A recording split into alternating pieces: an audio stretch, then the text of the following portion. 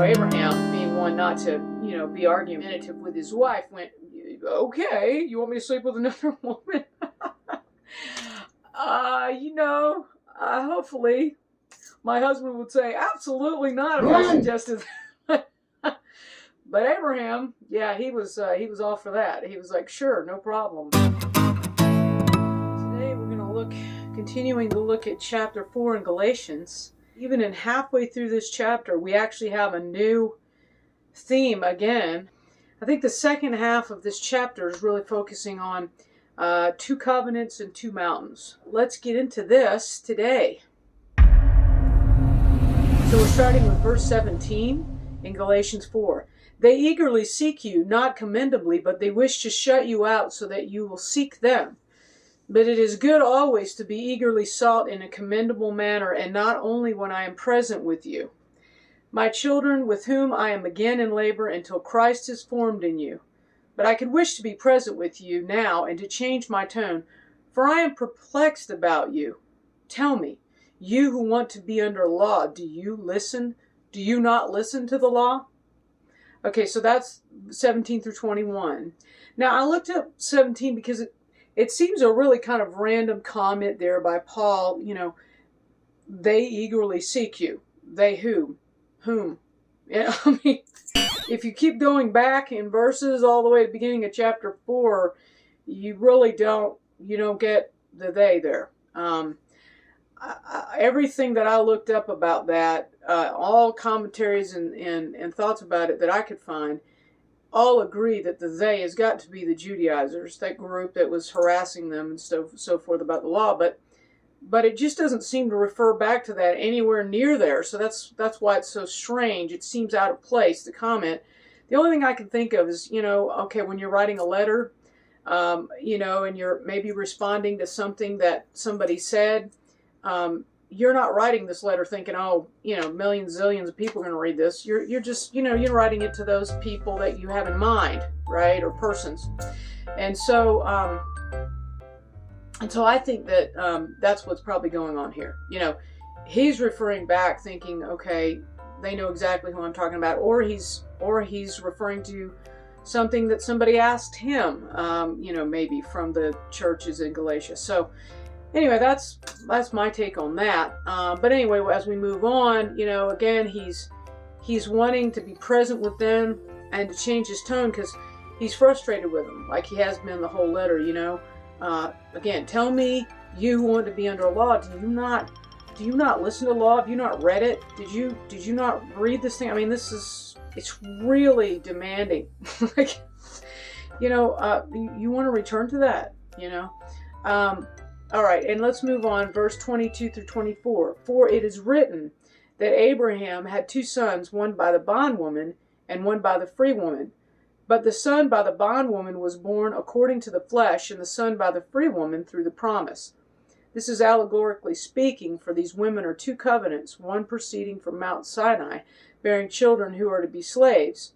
She is Hagar. When they went ahead and they made the mistake of trying to go ahead and help God, right? So, Abraham was promised this son who, through Sarah, there was going to be this beautiful promise fulfilled by God. Abraham, I will bless you and make your descendants as numerous as the stars. And, Abraham wasn't going to be able to count his descendants. They were going to be as numerous as the stars, as the sand on the seashore, through this son he was going to have. Well, it wasn't happening, right? And it ended up 25 years went by from the time of the promise that God made to Abraham to the actual son being born. So they were getting a little impatient, right? So they did what, most humans do when we don't want to trust God and we're thinking God is taking entirely too long and we're getting irritated. We are getting aggravated. Yes, we are. That we want to help him. And so Sarah, told Abraham, okay, why don't you sleep with my servant Hagar, my maidservant, she'll have a son. And hey, that's better than nothing, right? I mean, it's still your son, so that's probably what God was wanting to do, right? And so we'll just do that. Well, Abraham, being one not to, be argumentative with his wife, went, okay. You want me to sleep with another woman? So he was all for that. He was like, sure, no problem. I don't want to, argue with my wife. I want to go along with her wishes, right? So he was good about that. But that's not what God wanted. And, of course, jealousy came from both women, right? Because, here Hagar has a son, and Sarah's still not having a son. But now she hates Hagar because, now she's there. And even Hagar was, getting an attitude. Hagar's like, hey, I got a son and you don't.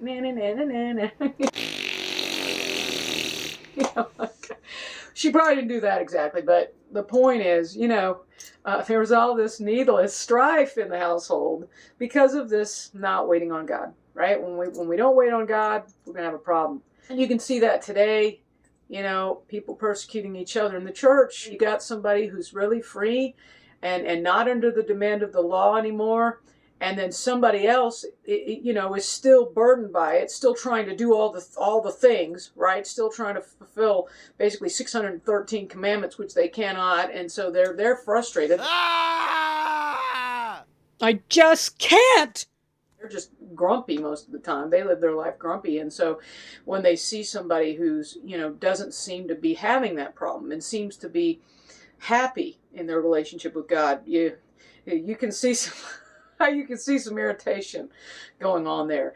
And, so you've got the women upset with each other. Then you've got, when Ishmael was born, he was persecuting Isaac after Isaac was born. So, you've got all this strife going on that, again, was needless. If they had just listened to God, right? If they just listened to God, there wouldn't be all that. You tries and you tries with these young people with these newfangled ideas. But you know what? I was there once upon a time myself. It's hard when you see somebody. I remember I met a guy one time who was just so free and in his Christian walk, and he called God, like Daddy God or Papa or something, and he just seemed like he was such peace. And I, it's not that I didn't want him to have peace, it's just that I didn't have any. So it just, I'm just like, why does he get to have that? And what is wrong with me, And so I get it. Some of you out there may also empathize. But anyway, all right, so let's pick up back on verse 25 and 26. Now this Hagar is Mount Sinai in Arabia and corresponds to the present Jerusalem, for she is in slavery with her children, but the Jerusalem above is free, the one that Paul was referring to before, which would be Sarah. She is our mother. And he's referring to the verse previous in a couple paragraphs ago when he said, and the son by the free woman through the promise. So, Sarah.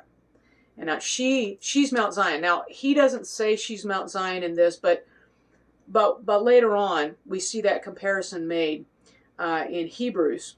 In Hebrews 12, when God is talking about the different mountain, that he used to be on Mount Sinai, and that, and everyone was afraid on Mount Sinai because the law came and nobody could do it, and, didn't even want to touch the mountain because I fear for judgment from God. So, it was just a very fearful place of demand and not meeting it. But yet, also, according to rabbinic tradition, the name Sinai derives from Sinna. It means hatred. In reference to the other nations hating the Jews out of jealousy, because the Jews are the ones, God's chosen people. They were first, right, to receive the word of God. They were first to receive the law. They were first on all those things. Now, another definition of Sinai is enmity, which is similar. It's very similar to hatred. But if you cross-reference the word enmity, you get in Ephesians 2:14-15, for he himself is our peace, who made both groups, Jew and Gentile, into one, and broke down the barrier of the dividing wall by abolishing in his flesh the enmity, there's that word again, which is the law of commandments contained in ordinances, so that in himself he might make the two into one new man, thus establishing peace. So Jesus abolished in his flesh the Sinai mountain, so to speak, the enmity, the place where the law came. And so God moved mountains. He moved from Mount Sinai to Mount Zion. Sarah represents Mount Zion. Hagar, as Paul said, represents Mount Sinai. And so it's really neat, all the connections here that God puts together in this puzzle for us. Again, Hebrews 12 talks about the Mount Zion, the mountain we've now come to. You know, not Sinai, where that God has gone past Mount Sinai. He's not there anymore, and he is now in Mount Zion, where we don't have to be afraid anymore, and God has provided for us. So Sarah, again, was past, childbearing years. And certainly, Abraham did not have the get up and go that he used to. Okay. So anyway, but God did that on purpose, right? Because, he wanted it to be about him. God said, look, this is my thing. Again, that's why grace.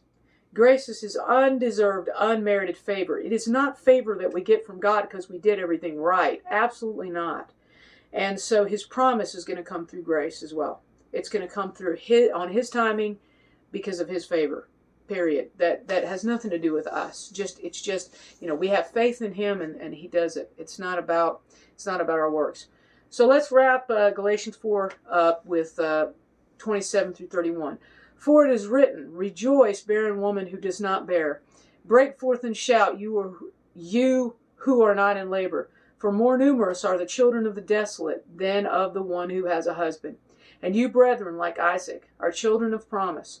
But as at that time he who was born according to the flesh persecuted him who was born according to the Spirit, so it is now also. But what does the Scripture say? Cast out the bondwoman and her son, for the son of the bondwoman shall not be an heir with the son of the free woman. So then, brethren, we are not children of a bondwoman, but of the free woman.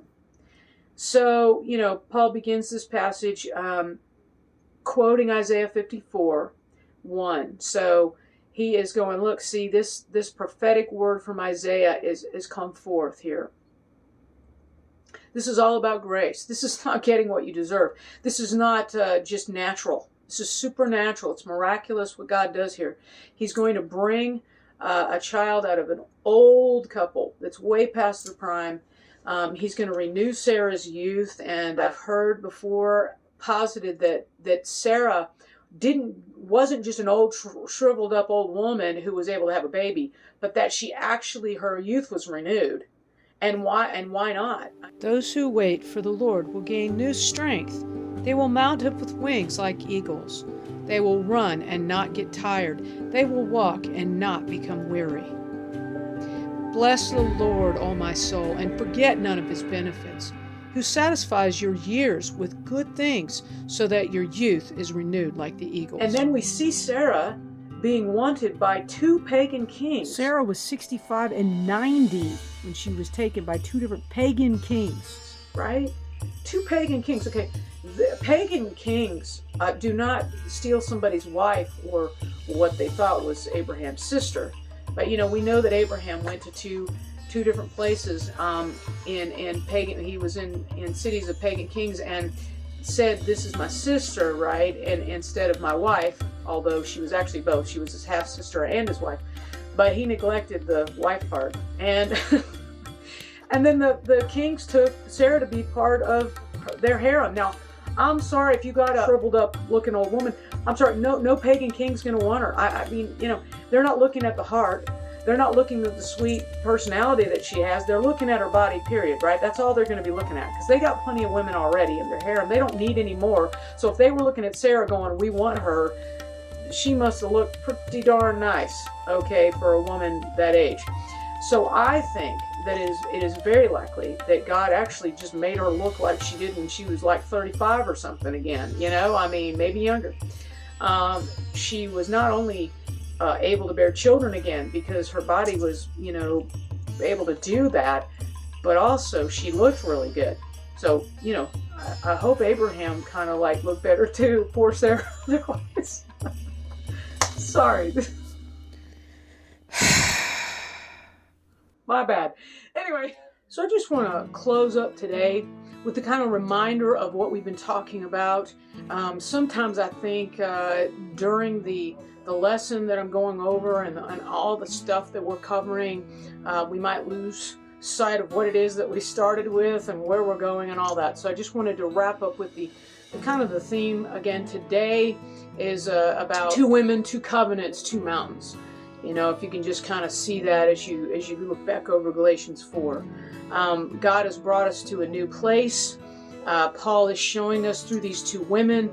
They represent 2 covenants. You know, you've got the old covenant represented in Mount Sinai where the law was given with Hagar, and then you've got the new covenant, which is going to be represented by Sarah, eventually Mount Zion, which we see in also Hebrews, as I mentioned before. So anyway, that's what I wanted to cover today. And next time we're going to be in Galatians 5, which I'm looking forward to. Some really good stuff there.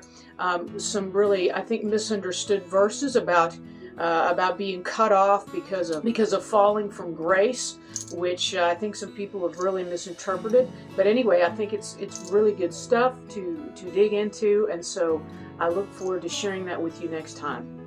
All right, until then, go in grace.